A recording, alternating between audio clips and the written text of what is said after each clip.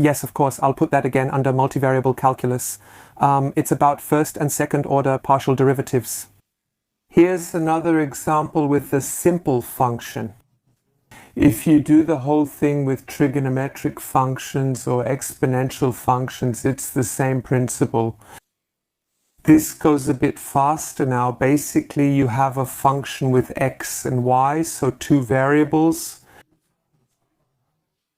That means visually in the coordinate system, it's not like back then, for example, f of x equals, I don't know, x squared. You plug in any x value, then you get a y value, a function value of x. And then I do that a few times, make a table of values, and then I get a function like that in 2D. Now we have x and y, and accordingly, if I plug in x and y, then I get a z value, or the f of xy value.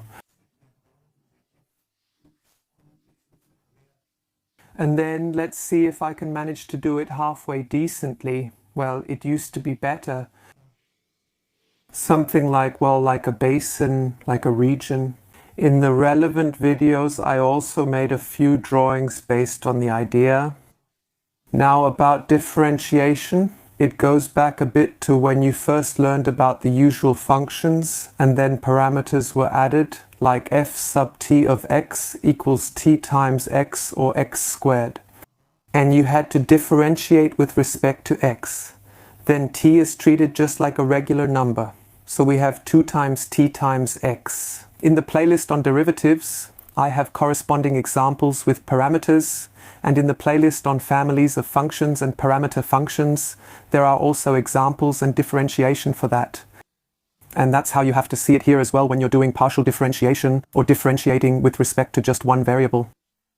The first derivative of xxy with respect to x first, then my eyes focus on x as the variable. Here I have 3x squared, that's all fine, 6x. And here I have to be careful, y has to be treated like a number. So it's better to imagine 4 times y as just a number times x.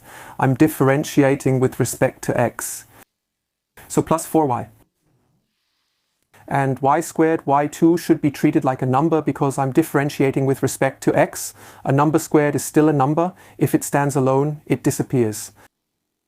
Differentiated with respect to y accordingly. Now my eyes go to the y, that's the variable. 3x squared is, and it disappears. X is the number, 4 times a number is.